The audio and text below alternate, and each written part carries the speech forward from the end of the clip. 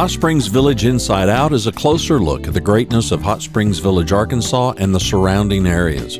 People, places, experiences.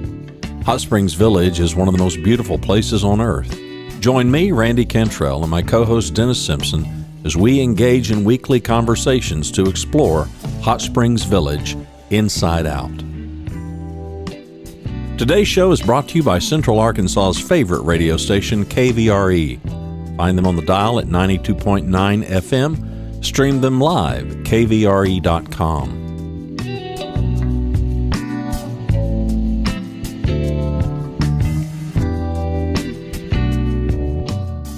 Today's show is brought to you by RE/MAX of Hot Springs Village. The award-winning RE/MAX of Hot Springs Village is the largest real estate office inside the village with over 30 full-time agents and support staff. Visit them to learn more about this beautiful place to solve your real estate needs. Call them at 1-800-364-9007. Find them online at explorehsv.com. They are RE/MAX of Hot Springs Village at 1-800-364-9007 or online at explorehsv.com. HSV Inside Out is also brought to you by Ike Eisenhower State Farm. Ike and his award-winning team have been serving the insurance needs of folks all around Hot Springs Village since 1998. Ike has qualified for State Farm's President's Club, Chairman Circle, and Hot Springs Village Insurance Agent of the Year. Call Ike Eisenhower State Farm today at 501-984-4100. That's 501-984-4100. Find them online at ikeeisenhower.net. Call them today for all your insurance needs because, like a good neighbor, Ike Eisenhower State Farm is there. Here today with Congressman Westerman. Bruce, it is a delight to have you back today. Thanks, sir. Dennis, always good to be with you. What a fabulous backdrop you've got there. Which lake are we looking at? This CGI is amazing, huh? No, this is Lake DeSoto here in Hot Springs Village. And I have to remember to record in the morning or in the afternoon. I'm just washed out and look like Satan and all that kind of stuff. Oh, I'm eager to get going. And I know that you measure time in between your Hot Springs Village Inside Out podcast visits. I know there's not much else going on between that, right? Yeah, it's just the event of the day, of the week. Of the week. Well, let me show you the event of the week that I got. And I was trying to scan this a little earlier. I'm going to hold that up now and just kind of, the lights are kind of bright here. But so apparently you are sponsoring an Explore Act, and that all stands for something. But tell me what's going on here. What's the real issue here? So outdoor recreation is huge in America. It's huger, or bigly as huger-ish. Yeah, huger-ish in Arkansas, the natural state. We're blessed with so many opportunities for outdoor recreation. I mean, just looking at Lake DeSoto in your background takes my mind to fishing and hiking and hunting and all of that good stuff. And there's never been a outdoor recreation bill, a major outdoor recreation bill passed by Congress. So this is something that's been in the works for years. And as the chairman of the Natural Resources Committee, we put this bill together, and the ranking member, Raul Grijalva, a Democrat from Arizona, is the co-sponsor, and I'm the lead sponsor on the bill in the House. And you talk about bipartisan. There's not much that ranking member Grijalva and I see eye to eye on, but this bill, we not only passed it out of committee unanimously, it passed out of the House on a voice vote, which means it passed the House unanimously. And it's a major bill. It's not a little narrow topic bill. It looks at an encompassing outlook on outdoor recreation, and it's got probably 10 to 15 different bills that House members on both sides of the aisle, senators have proposed, and we combine that into one piece of legislation to do a really broad look at outdoor recreation across the country. And the key to it, from my perspective, is we have all these beautiful and wonderful public lands, but we've got to make sure that we maintain access to those lands.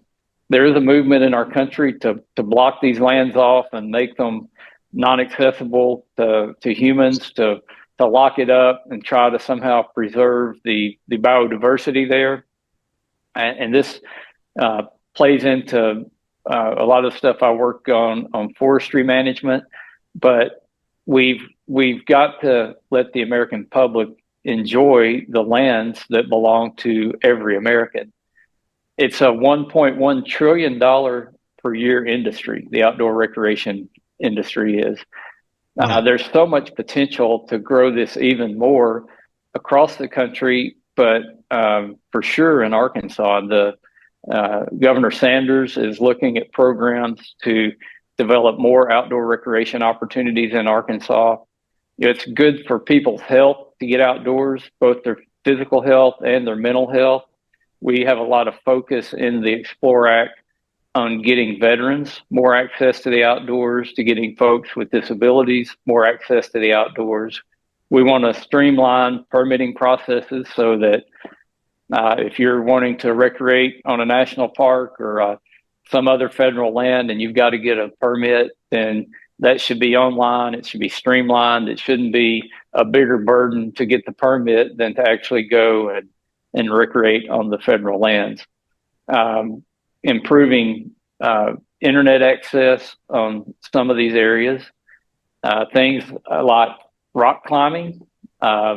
We actually have fantastic rock climbing in Arkansas, in my district, up in Newton County. I met a guy a few years ago when we were working on different components of this bill. His name's Alex Hanold. And if you've ever watched the movie called Free Solo, this is a guy that climbed El Capitan in Yosemite Park without any ropes or safety gear. He literally climbed this, I think it's 2,000 or 3,000 foot piece of granite with just his hands and his feet. And it's a phenomenal movie they made about it. And I'm not scared of heights, but it had me sitting on the edge of my seat just watching that movie. So Alex came by and he was talking to me, and he said, Arkansas got the best rock climbing between Appalachia and the Rocky Mountains. And I ended up a few weeks after that going out and climbing some rocks up at, I think it's called Horseshoe Canyon up by Jasper. And they were having a rock climbing festival there. And there were people from every state and from several foreign countries that had come in to climb these rocks. And they had a contest where they started climbing the rocks in the afternoon, and they climbed all night long. It was like I think it was a 12-hour climb, and it was a contest to see who could get the most vertical climb in that 12-hour period. So they would climb up, rappel down, climb up, rappel down. And Alex actually had held the record for that event there in Arkansas, and he knew all about rock climbing in Arkansas. So somebody had broken his record, and he was wanting to get back there and reclaim his record. But it was to get it back, right? Yeah, a world I had never really been introduced to. First time I had climbed like that, with the ropes and everything on. But I tell you that whole story because there were bureaucrats in the federal government and some land management agencies that decided people didn't need to be climbing rocks anymore. And the way they were going to approach that was they weren't going to allow anchors in the rocks. So if you've ever done rock climbing, if you don't have an anchor, you're pretty much doing a free solo like Alex Hanold did. And there'd probably never be anybody else in history climb El Capitan if you took all the anchors out of the rocks. Yeah. But we've got a piece of legislation that says you can put anchors in rocks on federal government land for rock climbing. It would have destroyed that segment of outdoor recreation had these bureaucrats had their way with saying, hands off, we don't want you climbing these rocks. You can't put any anchors in. And that's the way they did it. They don't put a rule out that says you can't climb the rock. They put a rule out that says you can't put an anchor in the rock. Yeah. So, we fixed that. There's provisions in the bill to do 100-mile long mountain biking trails. This came from some members out in Colorado and Utah who were pushing this, but I think that could have impacts in Arkansas as well. We've got that 1,000-mile mountain bike race that they do every year, where they go up through the Ozarks and the Ouachita. A couple of years ago, it started and ended in Hot Springs, I believe, but they moved that around. And then closer to home, we remember the tragedy at Albert Pike Recreation Area, where we had the flood and so many people lost their lives. Well, the Forest Service's response to that, even though there was a federal lawsuit that said that the federal government can't be held liable for death or injury that happens while people are recreating on federal lands, they decided just to close Albert Pike down for good. And there's a lot of people that still want to recreate on Albert Pike. So we've, personal language, I wanted in the bill to rebuild the Albert Pike camping area. And the bill does stipulate that the campsites have to be above the 100-year floodplain. Doesn't mean you can't still go down and recreate during the day on the river, but for overnight camping, you have to be above the 100-year floodplain. If we closed down every piece of federal land where there was injury or death, you couldn't go to the Grand Canyon anymore. You would basically, it's another way that if you let the bureaucrats have the easy way out, you're going to deny more access. And this bill is all about making sure that people have access to the public lands to recreate on. And again, I had great support from the Arkansas Department of Tourism, from the governor's office. We had people from Arkansas come up and testify in the committee on the bill. And it, again, passed the House unanimously. There are numerous groups across the country that are really supportive of the bill.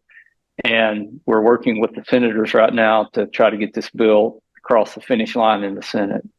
Well, because as I said just a moment ago, before we hit the record button, I'm just a bill. Yeah, I'm only a bill so far, right? Yeah. Well, it's a bill that's passed the House that has great bipartisan support. It's a bill that senators are very, very interested in. But, if they make a change to it and pass it, then it has to come back to the House, and we have to vote to agree in the Senate amendments. And if we do that, it goes to the president's desk for signature. But the bill on Capitol Hill, the process still works today if you can make it work. But the bill has to pass both chambers, then it has to be reconciled, and then it goes to the president's desk for a signature. Now, outside of the Explore Act, there was a huge, huge decision from the Supreme Court on something called the Chevron deference, where the court struck that down, which would be critical going forward in stopping agencies from putting these rogue rules out. For some zealot in the bureaucracy deciding that people shouldn't climb rocks anymore, or things like, I deal with this all the time in the Natural Resources Committee. We have jurisdiction on offshore fishing in the state of Georgia right now. If you want to fish for red snappers, I think you got 1 or 2 days and you can catch one fish a day, because there's somebody at NOAA, the National Oceanic Atmospheric Administration, which I thought these were the weathermen, but come to find out they can regulate fishing offshore, and they use their own data. They won't accept data from universities that say the snapper populations are bigger than they've ever been. And they do that. They put regulations out. Another NOAA regulation is that you can only, you got to keep your boat speed under 10 knots because they don't want you running over a whale and killing it. Well, if you've ever fished offshore, especially down in Louisiana, they'll take you out now in a boat that'll do 60 miles an hour, take you 90 miles offshore in an hour and a half. You can catch 3 red snapper in Louisiana, and then another hour and a half ride back, and you can be back home with your limit of snapper by noon. So if that same trip, if you couldn't get over 10 knots, it would take you 9 hours to get to where you're fishing. then fish in 9 hours to get back. So that's going to destroy recreational fishing, which is their real intent.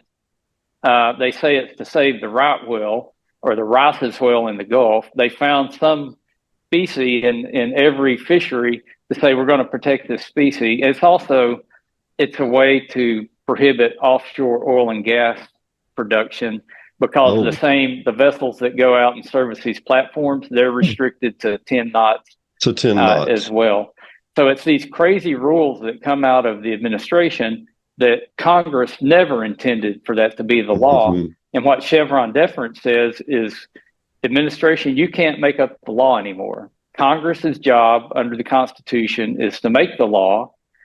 The administration's job is to enforce the law, and the judiciary's job is to interpret the law.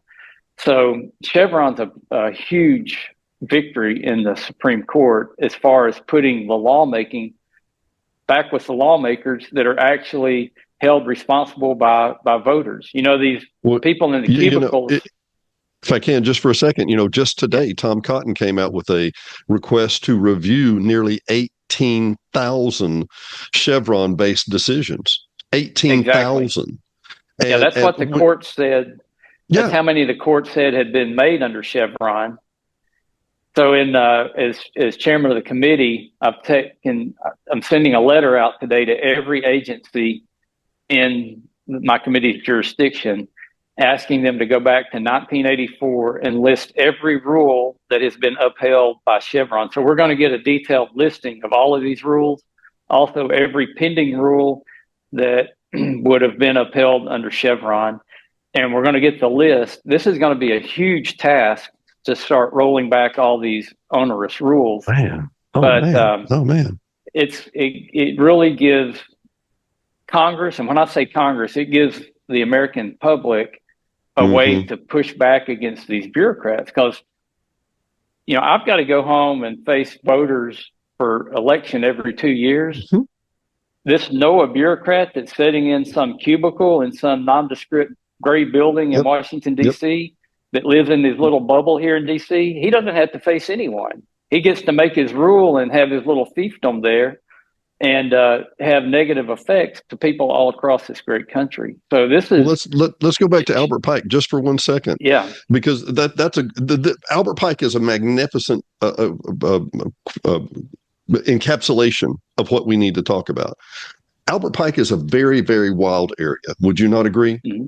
Yeah, it is. I've been there several times. I wouldn't call it in the middle of nowhere, but you can see nowhere from there, if you know what I mean, right? But it is gorgeous. You go past nowhere to get to it. You turn left past nowhere, right? Yeah. But my point being, and that's the beauty of Albert Pike. That is the beauty. But for those of you that don't know, there was a horrendous, a once in 100-year flood, just a flash flood, wiped out many campers, killed many people. It was very unfortunate. People that aren't familiar with, and I take this, I'm being very careful here and polite. People that don't understand the natural world wondered why we didn't have alarms or sirens. You're in the middle of nowhere, people. Nature will bite you. That's why you need to have a respect for it. But if you live in these cubicles in DC, a flash flood in a small park in the middle of the forest, boy, we should just shut that down completely, right? Yeah, that's the attitude that they take because they're risk averse. They're trying to make their jobs easier. They don't have to answer to the public that's been coming to me since I was running for Congress saying, how do we open Albert Pike back? They don't have to hear that. Or if they do, they don't have to respond to it. And they're certainly not held accountable for it. And this actually started back in the FDR administration, something called the Administrative Powers Act, which if you chart the growth of the bureaucracy from FDR till today, it's just been an exponential growth of the number of government employees, the amount of regulations, the size of the federal code. If your job's to regulate, what are you going to do? You're going to go in, by golly, and you're going to regulate every day. And, Reagan said, if something moves, tax it. If it keeps moving, regulate it. That's the attitude of of the government workers here in Washington, D.C. I was thinking about that this morning, Dennis. This whole economy in D.C. depends on federal government spending. That's why in D.C. proper, it's like 90% registered Democrats here, because Really? and they're looking out for their own interests, because the more money that the federal government spends, the larger the bureaucracy goes. That means more jobs for them, higher paychecks, and nicer streets, nicer buildings, and the heck with the rest of the country that's funding this. As George Wills, as I heard George Wills say one time in a speech I was able to attend, he said, "Remember, Dennis, that all of Washington D.C. is surrounded by reality on four sides." Yeah, but that I'll call it a cancer is growing, so it reaches into Maryland and into the suburbs of D.C. and Virginia, and it's one of the wealthiest places in the country. And I don't think our founders envisioned Washington, D.C. Being the center of wealth in the country. One of the most expensive places in the country to live is right here in Washington, D.C. And it's because of government spending, because everything here, the whole economy is based on the government growing and spending growing. I was reading an article not too long ago about the Lincoln era, and in that entire time, the doors to the White House were open pretty much all the time. People would wander through. They would just come walking through. Now, for security, good nor less, we need to be better. But they talked about the simplicity of the budget, and if I'm trying to remember, maybe you can remember the term, but at the rate at which government grows is a set exponential number, roughly. It just roughly grows about that much. And every so often, Reagan and others, you just have to reset it and move it back to reality somewhat and go, hang on, how much government can we afford, right? Yeah, we've got way more government than we can afford right now. The national debt's growing $2.5 trillion a year. I wish I had it here in front of me, but it's like $80,000 a second. Yeah. So while we've been here talking, the debt's growing exponentially. We should have talked quicker. Yeah. Yeah. So you've got this massive growth. You've got people living off of that regress, and they're making these rules that affect the people that are footing the bill. And it's time that America stands up and says, by golly, it's not going to be this way anymore. You work for us. I had a member say, I don't know how this is going to work. If Congress has to do all the laws, said, how's that going to work? Because, you can write these vague laws and the administration puts the rules out. I said, well, look at how it worked before the Administrative Powers Act, before the bureaucracy got so big. Do you know who made the rules? The states. It's something we call federalism. The states had much more power. They had much more autonomy over what they do. The growth of the bureaucracy just requires more money, and it's more money coming from D.C. going to the states. But every dollar that Uncle Sam sends back to the state of Arkansas or to any other state, it's got strings on it, got little puppet strings that said, you can have this money, but you've got to spend it the way that we say you have to spend it. And if you violate these... I'm sorry, I was going to say, a lot of times it has federal tax highway numbers, which are very important in Arkansas, right? Yeah. And they say, if you violate our rules, you're not going to get your funding. And that's some bureaucrat at an agency. So Congress appropriates the money, these agencies have it, and then they're in control. They determine who gets what money, and the Department of Education says, if you don't do this, you don't get your money. And the schools are saying, without this federal money that we've become so accustomed to, we can't get by anymore. We've done it to ourselves. It's time for this country to go back to how the founders intended for it to be. The 10th Amendment says, all those powers not stipulated here are retained by the states. Not only has Congress allowed the administration to take on all these excess powers, it's caused states to lose power because the administrative state is so overreaching. I deal with it. My committee deals with environmental permitting and the Endangered Species Act, the National Environmental Policy Act. And those are two of the well-meaning programs that were put in place by Congress that have been so abused by the administration. And we had this rule that came out in the Obama administration called the Waters of the U.S., basically saying that the Corps of Engineers can regulate watersheds where the water runs off into a navigable stream, which the law pretty much all the United States. It's every square inch of surface, because every drop of rain that falls is in a watershed that's going to end up in a navigable stream. And it's just ways to grab power, not just on federal land, but on private lands as well. And it's why we push back so hard on these regulations that are, when I ran for Congress, my logo was less hassle, more freedom. And when we give our freedom away, we're subjecting ourselves to more hassle by the government. And these are bureaucrats that never have to look anybody in the face.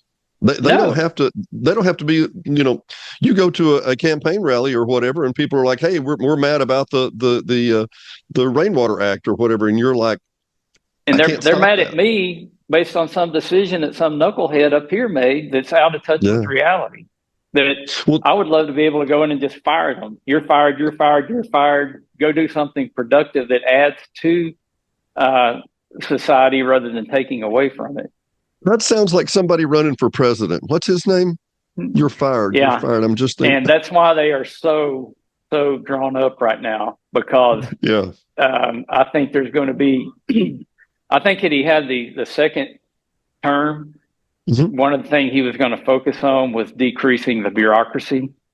And the people who breathed the biggest sigh of relief when Biden won were the DC bureaucrats. And they've been, the money's been quadrupled that goes to them. They've been, given blanket authority to do things. I call it whack-a-mole. It's like every day there's some new rule that's coming out that as a committee chairman, we have to do oversight on to try to push back on it. Well, two things that I know are, I'm sorry, go ahead, please. Fish and Wildlife Service. This gets back to the Explore Act. You can't use lead fishing tackle on a wildlife refuge anymore. And also, they're already restricted to steel shot on migratory waterfowl, but we're just going to go ahead and say you can't use any lead shot on the refuge for any kind of hunting. And they're just chipping away. And they're like, well, just buy tungsten lead or tungsten shot or whatever. They don't realize that the family in Arkansas, that their main means of recreation is to take the kids hunting. When you double or triple the price of ammunition, you just restricted their access to be able to go out and recreate. And they're totally out of touch with that. And how many people that affects. Yeah, I get it completely. Two things, and I want to be so considerate of your time. Congressman Westerman, I cannot thank you enough. I tell you what, I hope if I'm respectful of your time, I can drag you back sometime. How about that? Oh, it's my honor to come on your show. Oh, it's a pleasure. And I want to make note, you've been on KVRE. I work at the radio station too. And this little town, where else in the United States is there freeform radio? And where else in the United States can I interview my congressman without a script? None of this. We're just sitting and talking like we do. And thank you. Thank you for your time. So two things I want to ask real quick. Tell me about the natural resources, and I want to know, and I'm giving you a little time to think about it, I want to know your 5 favorite places in Arkansas to go recreate. Ooh. Is that okay? But I get you. You probably come up with 20 in a minute. But anyway, for those of you that don't know what the natural resources is, go back and refresh there if you would. Okay, so you're talking about the Natural Resources Committee? Yeah, the committee. I'm sorry, yeah.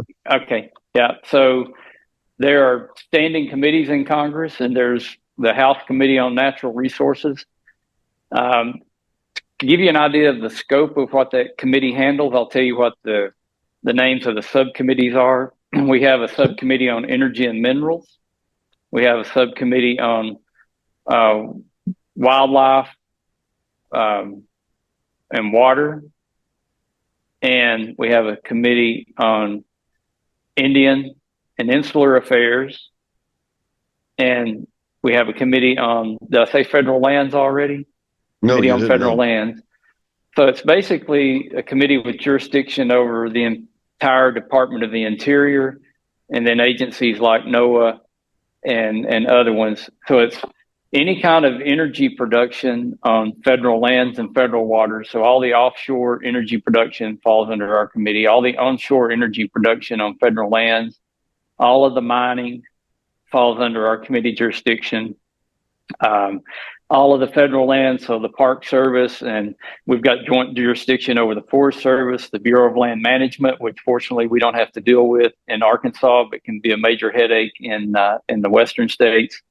Right. Water projects out west, the Bureau of Reclamation falls under our committee. So if you want to get involved in a heated subject, go deal with California water rights or Colorado water rights. So that all falls under our committee. All the tribal issues, so the Indian and Insular Affairs, the tribes and all the territories of the U.S. So Puerto Rico, Virgin Islands, Guam, Northern Marianas, and American Samoa, that all falls under the jurisdiction of our committee. Fishing, what else have I missed? It's a big committee that can keep you very busy. I bet. Well, I'm trying to imagine Native American land management with water rights, with California, with interior, with public lands, I mean, it's never ending. It's got to be. And I want to make note to those Arkansans that aren't catching this. We're thrilled to have you as the chair of that position. How many years have you been on that committee, if I can, sir? I've been on that committee since I got to Congress, and I've been leading the committee for almost 4 years now. We were in the minority when I became the ranking member on the committee, and then when we won the majority, I became the chairman of the committee. And in the Republican conference, we have rules that you can only lead a committee 3 terms of Congress. So I'm working really hard to keep the majority so I can be chairman of the committee and keep pushing our ideas forward in the majority in the next Congress. So apparently we are having an election this fall, is what I hear tell. Is that correct? Yeah, every 2 years. Every and 2 then years. you asked my 5 favorite places. Yep. So Lake Ouachita, I would say, is my favorite outdoor place to recreate. That's a big place. That's 40,000 acres. Come on. Little Shangri-La, Three Sisters. Well, I go to the north side of Lake Ouachita, so you'll find me at the big metropolises of Avant and Buckville, Iron Fort. Is it Greater Buckville, or is that kind of the burbs? Is that the burbs of Buckville? Yeah, the burbs of Buckville. And, or Possum Kingdom, if you go to Navy Landing, you're just right outside of Possum Kingdom there. Yep. Sharon and I, my wife, went up there a couple of times, just took the boat up to Three Sisters last week and went out by ourselves and just floated around on a floaty in the lake. We hiked there at the state park at Three Sisters and got good and hot before we put the boat in and went out, played around in the water. I grew up, when I was a kid, family vacation was to put a tent in the boat and go out on an island and pitch a tent. And some of my best memories in life with my family and is out there on Lake Ouachita.